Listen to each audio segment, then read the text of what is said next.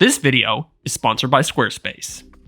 This one has been a long time coming. Today, we are going to do the Everything Console Mark III, or maybe I might just call it the Everything Console Mini, because today we are going to cram every game console up to and including the PlayStation 3, the Xbox 360, and the Nintendo Switch into a box that's about half or maybe even a third of the size of the Everything Console Mark II. That's right, Moore's Law isn't dead. Let's go.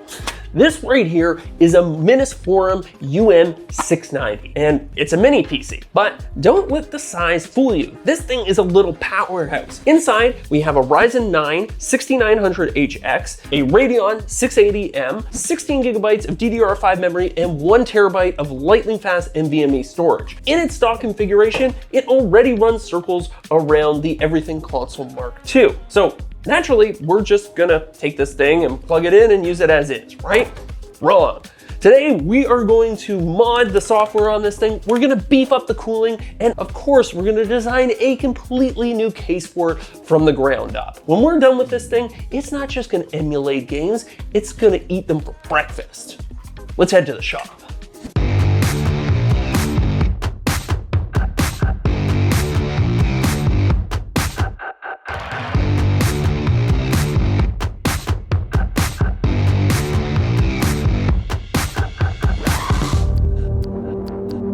Alrighty, so here we are in the shop. We have most of what we need to get started on this project. Honestly though, we don't have everything. So today we are going to be doing what I like to call working at risk. We do, however, have the most important part of this project, the mini PC. So let's crack this guy open and we'll start taking some precise measurements of it and start building the model for its new case.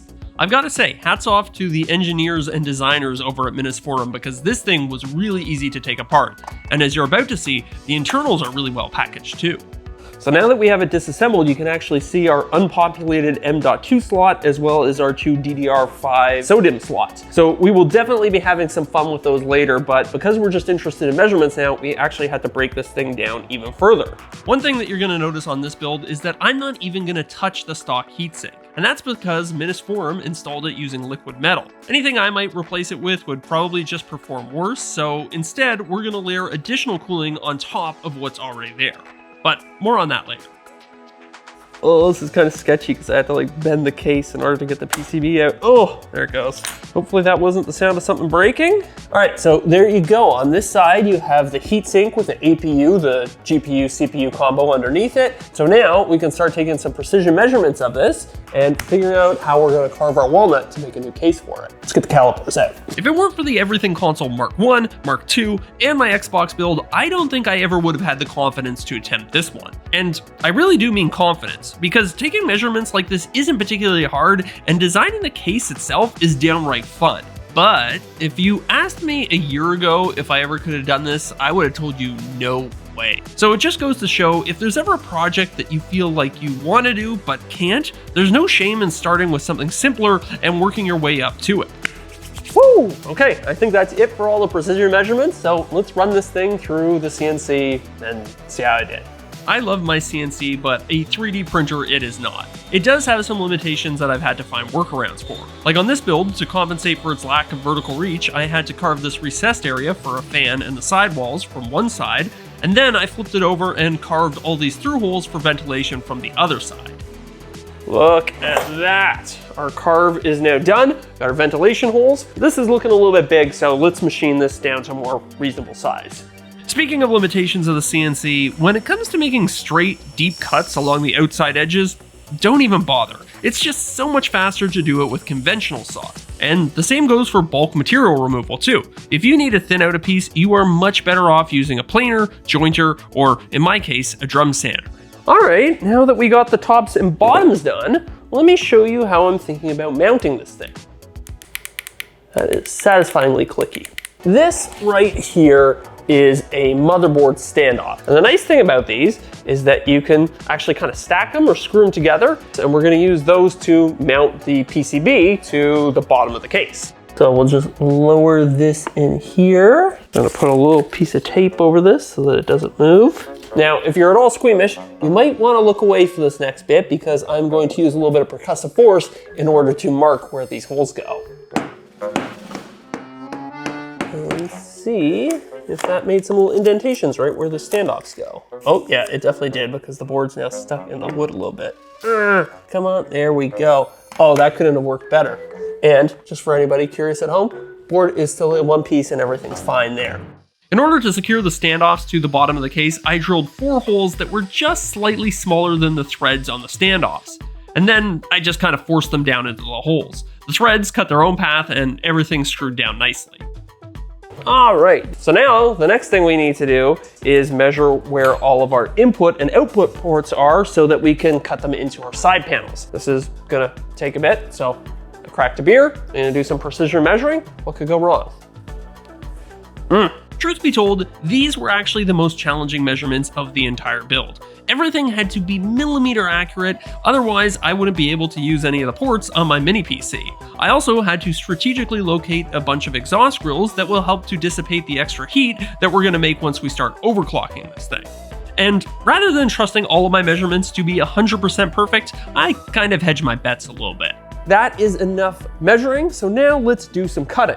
I'm actually going to start with this MDF hardboard, which is gonna act as kind of a proxy material. If you're trying to figure out a complex shape or cut, it's often a good idea to substitute your intended material with a cheap, easy to cut alternative. Not only will it allow you to rapidly iterate through your designs, but it won't break the bank when you invariably screw up. Just like that, we have a cheap and easy to cut version of my front and rear I/O plates. Let's go see how my measurements did. Oh, ladies and gents, I didn't do bad for a first try. So the only one that I think I really need to move is this little LAN port here. It could be up a little bit higher, but outside of that, HDMIs look good. USB ports look good. Power port looks good. Yeah, that's really, really good. Awesome. I don't know about you guys at home, but I am a sucker for seeing the internal workings of machines, and that's doubly true for computers. Something about being able to see all the chips makes me appreciate their ludicrous level of complexity. So it seemed only right that I make these side panels out of clear acrylic. So that was the roughing pass, and now we're going to switch to a finer bit to do all the little detail work. With the CNC, you trade speed for detail, because for detail, you need a small bit, and those are inherently fragile. To help work around that, you can use a larger bit to do the bulkier cutting, and then switch to a smaller bit to flush out all of your details. But no matter how you cut it, it's always going to take some time to cut hundreds of little hexagons. So while we wait, why don't I tell you about the sponsor of today's video? Squarespace. Squarespace is an all-in-one website hosting and creation service. When I started my podcast, Off the Cut, we needed to get a website up and running for it quick. But between Instagram, TikTok, YouTube, and the podcast itself, I just didn't know when I was going to find the time to get it done. Thankfully, Squarespace had my back. Their website creation tool was so easy to use that I had our website up and running in an afternoon. Their pre-made templates gave me a fantastic jumping off point in terms of design. They've got e-commerce integration for selling both physical and digital goods. And when I was ready to register the actual domain, offthecutpodcast.com, they made it as easy as a simple button click. It's not normally that easy. Trust me, I've done it the hard way before in the past. If you're looking to start a website for your business, passion project, or just next creative endeavor, I can highly recommend Squarespace. Check out squarespace.com for a free trial, and then when you're ready to launch, go to squarespace.com/ZachBuilds to save 10% off your first purchase of a website or a domain. All right, let's get back to this build. Back over in the shop, I cut some really aggressive chamfers on both the top and the bottom of the case. Once this thing is done, it's gonna kind of look like a squared off hourglass, or maybe kind of like a TIE fighter. You'll see. Cutting the walnut revealed some pretty large cracks. Now, personally, I love how they look, but I also wanted to stabilize them, so I made sure to fill them with some brown CA glue. And unfortunately, because the fastest anybody could get me a set of new Wi-Fi antennas was 3 weeks, I cannibalized a pair from the Everything Console Mark II. And just like that, we have our Wi-Fi antennas installed. And I think our acrylic carve just finished. So let's go check that. And yeah, unfortunately, that's not quite perfect. Despite my careful proxy work, these still need another revision. So let's just go ahead and carve those now. Okay, and now, thanks to a little bit of movie magic, we should now have 2 perfectly sized I/O plates. If I could just figure out which way this goes. Yeah, something like that. Oh yeah, that looks a lot better. While I was waiting for that new piece to carve, I cut my old piece in 2 and I tried gluing them together. So the first thing I did was try this weld bond stuff. Apparently this works on glass and it dries crystal clear. However, on acrylic, it neither dried clear nor did it bond at all. So what I ended up with was just using a little bit of good old-fashioned CA glue, and that actually worked quite well. Quick point of correction here, I actually mixed up weld on with weld bond. Weld on is actually supposed to work really well on clear acrylic, so I picked up a bottle of that for an upcoming build and we'll be testing it out real soon. Anyways, I basically treated this step as if it were a jewelry box glue up. I taped all the corners together to keep them aligned, then unfolded them, applied some glue, refolded them, and then waited for the glue to dry, which thankfully in this case wasn't long because, well, CA glue. That's what I love so much about CA glue is you can just like hold it for 15 seconds with your fingers and it's basically set. Yeah, you know what? That looks pretty damn good. I just have to be extremely careful with this now because acrylic is kind of soft and it's easy to scratch. So I'll have to put this somewhere safe while we do the rest of the build. So let's talk about performance. Some of you no doubt have noticed these 2 rather large Noctua fans. We are going to use these to cool the heat generating components of this computer and therefore give us more thermal headroom in order to overclock and squeeze every last little bit of performance that we can out of this thing. This first one's going to actually be incredibly easy to install. It's just going to slot right here into the top of the case. Come on, get in there. It's a little bit tight, but yeah, fits in there like that. And it's going to blast cool air down onto the RAM and the NVMe storage. The second fan, on the other hand, isn't going to be quite so easy. It goes in the bottom half of the case, but because we have these brass standoffs here, well, it doesn't really fit. So we're gonna have to modify it a little bit. Not to worry though, we will just trim our brand new Noctua fan over here on the miter saw. That's gotta be a brand new sentence, right? Nobody's ever said that before. I don't know why, but this just felt so wrong to do. I know I'm just cutting plastic on a miter saw, but you feel it too, right? Now that we have both of our fans in the case, how exactly are we going to power them? Well, it's a good question, and it's honestly one that I struggled with for a while on this project. I explored a bunch of different ways of getting power from the main computer to the fans, and honestly, they all kind of turned out to be dead ends. But I did come up with a solution. It just happens to be a little bit janky, although it does come with a few advantages. Let me explain. So if you take a look at this rear I/O port here, you'll see that I actually added an extra I/O port there up at the top. That is for this, which is a USB-Y splitter. So basically, what I'm gonna do is plug this in here like so, and then I will be able to power the fans through external means. It'll look a little something like this, just less Ouroboros-y. Is this the most elegant solution? No, it's not. But like I said, there are some advantages. One, I can maintain PWM control by putting a resistor in the extension cord. 2, I can actually operate the computer in 2 different modes. I can have a high power mode by just plugging it in and increasing the cooling power dramatically. And then I can have a low power mode for low end emulation where it runs a little bit silenter. And 3, I didn't have to hack up anything inside the board. I don't have to worry about overloading any internal circuits or anything like that. So yeah, you have a little thing poking out, but I think this is actually the best solution. The tricky part about building an extremely small form factor PC like this is that, well, space is extremely limited. So in order to manage all of my wires, I grabbed some heat shrink tubing. Normally you'd use this stuff to re-insulate wires. However, it also works pretty well for binding them together like this. Unfortunately for me, this particular step turned out to be a huge waste of time. All right, so turns out we got a little bit of a problem here. There's just too many damn wires in this computer case. So what we're gonna have to do is shorten some of these and just cut out some of the slack here in the system. If you want to get into making custom computers, it definitely pays to be comfortable cutting and splicing wire. By hardwiring the fans directly to these USB plugs, I was able to cut out a bunch of excess wire, and I was able to bypass a couple of really bulky adapters. Well, that was a little bit of a deviation from my original plan, but now that we've got those shortened, let's see if everything fits together a little bit better now.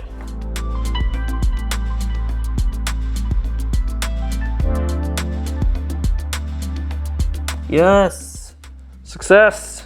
Okay, well, it was a little bit hard to get in there, but hey, we got it. Once I knew that everything would fit, I was on the home stretch. A little bit of sanding rounded off all the hard edges and gave the wood a nice smooth feel, and then it was time to seal the wood. To keep my pieces nice and stable, I was really diligent about oiling the entire piece all in one shot. You really want to avoid sealing one side of a piece and leaving the other side open, because that's just an invitation for cupping and other types of warping. Finally, it was time for the real assembly. Hot glue worked a treat to install the fans inside of the base, and then CA glue did a great job of bonding the acrylic to the wood inside of the recessed channels. Once I had everything buttoned up, I was able to take a step back and admire the Everything Console Mark III. And just like that, I think we're done. Or at least the physical case is done. Now we get to take it home and see just how much performance we can squeeze out of this with this crazy over-the-top cooling system. And also we'll talk a little bit about the software too. Let's go do that. Now that we are back at home, let's talk about some of the software things that we're gonna do to this in order to squeeze some extra power out of it and how we're gonna set it up for emulation. So, the first thing we're going to do is boot the computer into the BIOS, which I've already done, and we are going to raise its TDP. From the factory, this thing comes configured to sip anywhere between 28 and 30 watts of power. We're going to crank that dial up to 11 and give it 54 watts of power, which my math checks out, should be approximately double. Next, thanks to our added cooling, we are going to be able to overclock the memory. From the factory, this thing comes configured at 4,800 megatransfers per second. I did a little bit of testing and we can safely crank that up to 5,600 megatransfers per second, which should theoretically give us an increase in our memory bandwidth of 15%, which will really help out the integrated graphics chip on this computer. Now that we booted into Windows, we have one last little tweak left to do, and this one's a little bit heady, but try to stay with me. We are going to undervolt the CPU. It's a bit counterintuitive, but by decreasing the voltage supplied to the CPU, we can actually make it more efficient, meaning it uses less wattage for the same level of performance, which allows us to squeeze more performance into our 54 watt power limit. So stock, this PC delivered a PC Mark score of 6,600 approximately, and a Firestrike score of approximately 5,200. Now, after our modifications, it delivered a PC Mark score of 6,844, which is not exactly the biggest increase in the world. However, it delivered a Firestrike score of almost 6,000. So not a bad uplift in terms of 3D performance. However, day-to-day performance, you probably wouldn't notice a huge difference. Next, let's talk about software and emulation. For the Everything Console Mark III, I wanted to have a much cleaner UI experience. So I went online, I did a little bit of research, and I found this program called Launchbox. Now, Launchbox isn't an emulator in and of itself. You can think of it more as an emulator organizer or maybe aggregator. Basically, what you do is you take all of your ROM files, all of your emulators, and you can link them together inside of Launchbox. And then it handles all the configuration and launching. So as you can see, I have my whole collection of retro games loaded up here. Everything from the Xbox and Xbox 360, which admittedly are not really that retro, the N64, NES, GameCube, Nintendo Switch, which I was actually really surprised by how well this ran. I mean, everything down to the PlayStation 2, PlayStation 3. The other nice thing about Launchbox is that it handles all the little details, like pulling down all the artwork for your different ROM files. I didn't have to do any of this. It just kind of configured itself. And also it'll handle little things like configuring different emulators for different games. Basically, if they make an emulator for it, this PC will run it. And that kind of brings me around to my next point. I was so impressed by how well some of these emulators ran that I really wouldn't be surprised if once we see a proper PS4 emulator released and a proper Xbox Series One, no, Xbox One? What do they call the Xbox that came after the Xbox 360? I think that this thing will be able to run it. So I have a really good feeling about future-proofing. And also, because this is a PC at the end of the day, I can also run all of my favorite PC games, which also handily get pulled into Launchbox. Now, one question people always ask me when I make these videos is what emulators I'm using to run each system. So what I'll do is down in the video description, I will include a list of the system, and then right next to it, the name of the emulator that I'm using to run it. You can Google it from there. It's a lot to cover, so I'm not gonna try and do it in the span of this video. Oh, and one other little thing that I don't think I got a chance to mention before is this USB port right here is actually a USB 4 port, meaning that I can get 4K 120 Hertz as well as HDR support out of this port. So basically the same standard you would get in a PS5 or an Xbox Series X. Or should I say Xbox Series Z? Yeah, if you like this video, you might want to check out that one too. So yeah, there you have it. This little PC is an absolute beast. It's less than half the size of the Everything Console Mark II. It plays all the games I could ever want to play, and also, I just happen to think it looks really cool. Like, look at how small and compact it is. It's got the kind of TIE Fighter design aesthetic going on. So yeah, it turned out really well, and if you'll excuse me, I think we're basically done with this video, so I would like to go play with this thing. Thank you so much for watching. Big thank you to all my Patreon supporters. I'll include links to all the stuff I use down in the video description. And yeah, that's it for this video. Stay tuned for the next one, and I will see you guys there. Peace.